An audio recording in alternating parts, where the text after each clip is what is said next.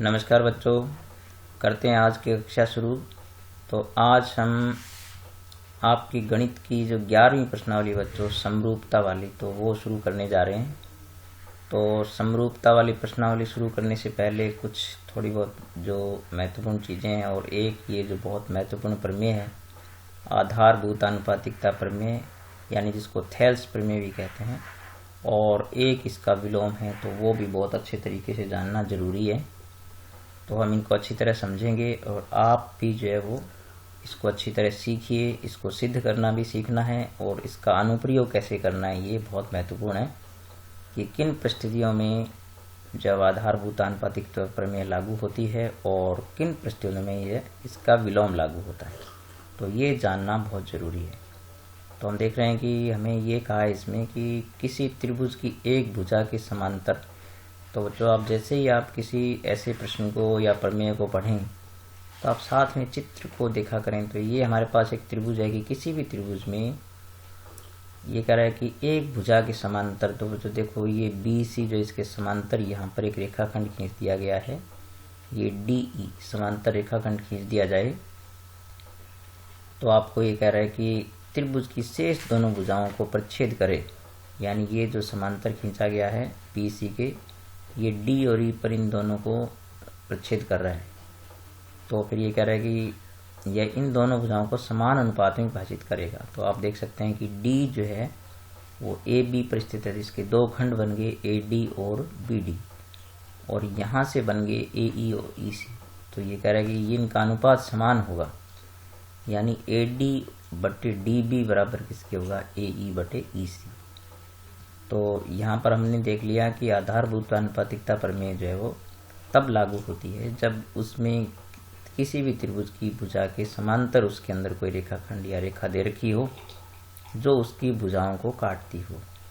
ठीक है, तो तब हम इसको लागू करते हैं। तो अब इसके जो अंतःखंड समानुपाती होंगे वो किसी भी भुजा के समांतर लेकर के इसको सिद्ध किया जा सकता है। तो अपने इसमें कुछ पद मैं लिख लेता हूँ, पहले दिया है और बाकी चीज़ें फिर आगे इसको करते हैं। तो यहाँ पर मैंने ये पद लिख लिए हैं। जैसे गिवन में आपको यही है कि एक त्रिभुज दे रखा है जिसमें डी ई बी सी के समांतर है, और सिद्ध हमें करना है बच्चों कि ये जो अंतःखंड है ए डी और डी बी और ए ई और ई सी का अनुपात समान है। तो ये आपको सिद्ध करना है। और रचना में बच्चों ये करना है कि आपको डी से जो है ए ई पर एक लंब खींचना है और ई से आपको ए बी पर एक लंब खींचना है। तो फिर D को आप मिला दीजिए C से और E को मिला दीजिए B से। तो ये इसके रचना के पद हैं जो आपको ध्यान रखने पड़ेंगे। तो अब हम देखते हैं कि हम इसको सिद्ध कैसे करते हैं। तो पहले तो बच्चों एक बात याद रखिए कि इसको सिद्ध करने के लिए बुक में जो आपको सिद्ध करके दिखाया वहाँ भी बिल्कुल सिद्ध किया हुआ है, और वो थोड़ा सा अलग तरीके से मैं आपको इसको कैसे आप याद रखें इस तरीके से आपको बताऊँगा। तो आप क्या करें कि ये जो आपको सिद्ध करना है, यहाँ से आप ये देखें कि ये जो चार खंड है आपके पास ए डी डी बी ए ई और ई सी, आप क्या करेंगे इन्हीं चार त्रिभुजों को लेंगे आप। यानी इनके जो ये ए डी आधार पर जो त्रिभुज बनता है पहले उसको लेंगे, फिर आप ए ई आधार पर बनता है उसको लेंगे, फिर लेंगे डी बी आधार पर बनता है उसको, और फिर लेंगे ई सी आधार पर बनता है उसको। तो इससे आपको क्या है कि इसको याद रखने में आसानी हो जाएगी। हम चार त्रिभुजों का क्षेत्रफल लेंगे, कौन सो का, उनके आधार ये बनेंगे ए डी फिर ए ई और डी बी और ई सी। ठीक है, तो ये इसको याद रखने का तरीका है। इसको आप पलट कर एक दो बार सुनिए कि किसको लेना है ताकि आपको याद रह सके। तो जैसा कि देख रहे हैं सबसे पहले ए डी है, तो हम ए डी आधार पर बने त्रिभुज का क्षेत्रफल लेते हैं। तो हम लेंगे त्रिभुज ए डी आधार पर बने त्रिभुज का क्षेत्रफल, यानी त्रिभुज ए डी ई का क्षेत्रफल। त्रिभुज ए डी ई का क्षेत्रफल। और आप जानते हैं बच्चों त्रिभुज का क्षेत्रफल हम लेते हैं 1/2 गुणा आधार गुणा ऊंचाई वाले लेंगे, क्योंकि हमने इसमें लंब खींच रखे हैं। तो 1/2 आधार गुणा ऊंचाई। तो आप देख सकते हैं कि ये बनेगा 1/2 इंटू आधार जो है वो आपके पास है AD, और इस पर लंब आपको दिखाई दे रहा है EM। तो इस प्रकार से आधार गुणा ऊंचाई यानी AD गुणा EM। ठीक है, तो ये आपका बन गया पहला परिणाम, पहली समीकरण होगी आपकी ये। ठीक है, इसको आप याद रखिए।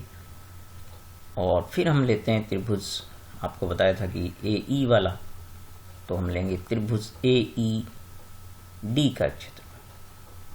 ठीक है, पहले लिया ADE, तो त्रिभुज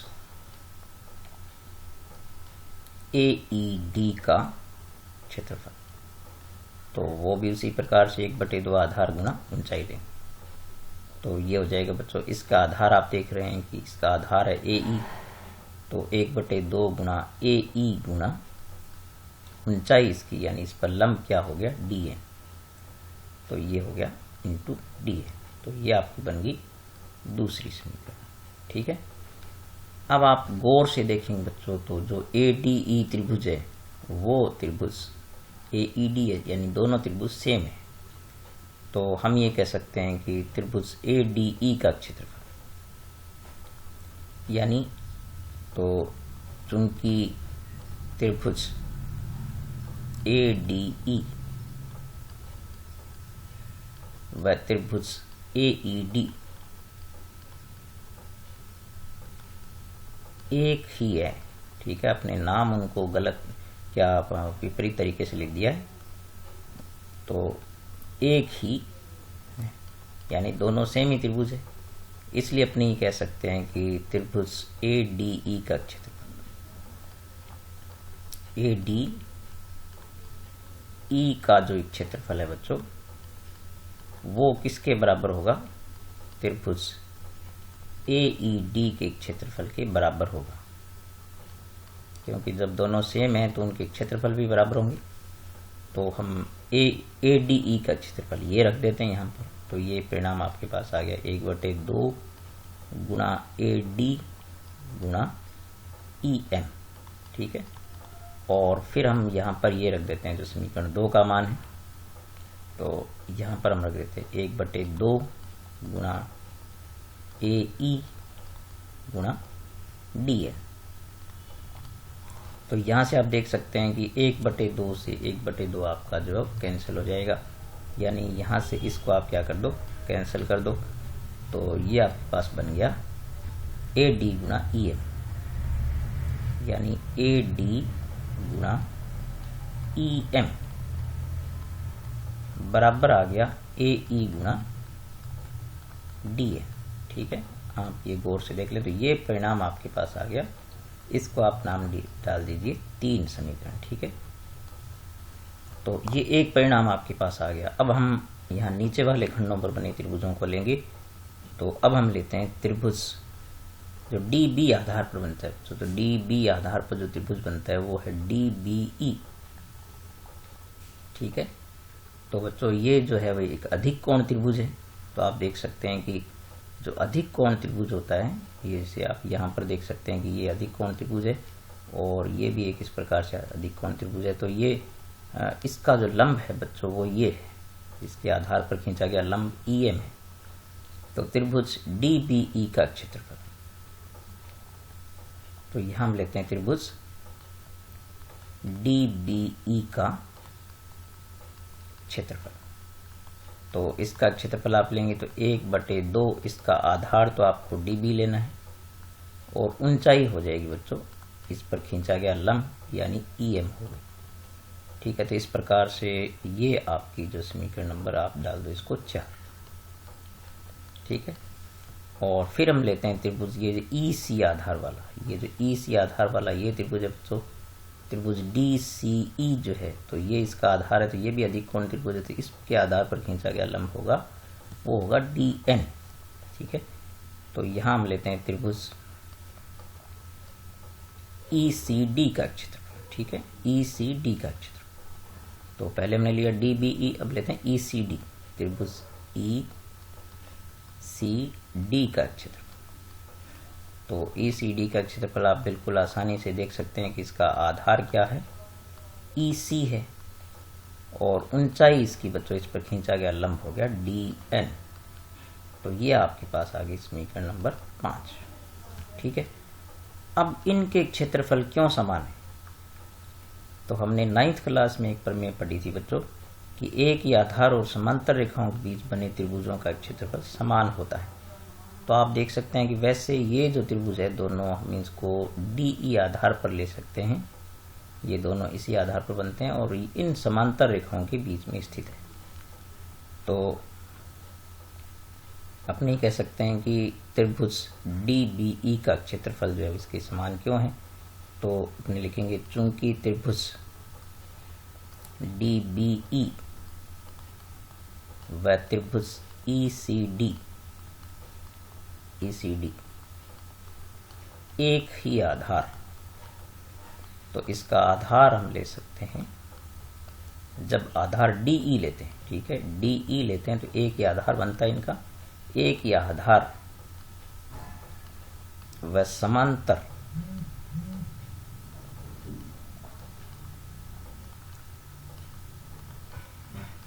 रेखाओं, यानी समांतर रेखाएं कौन सी होगी बच्चों? DE व DC के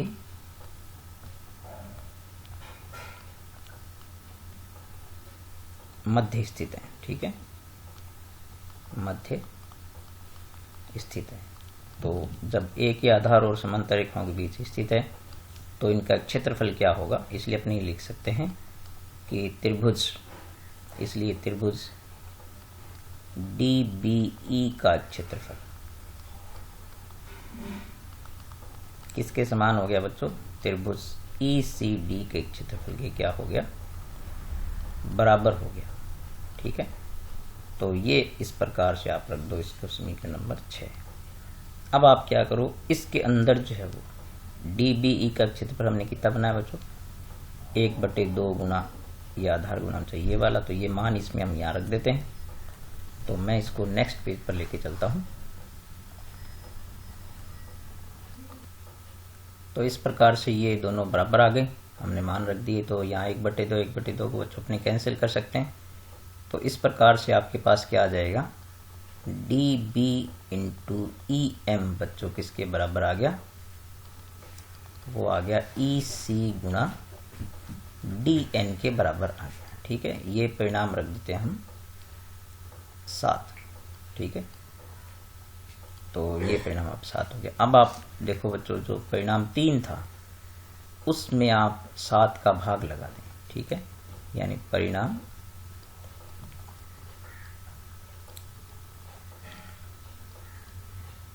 3 को 7 से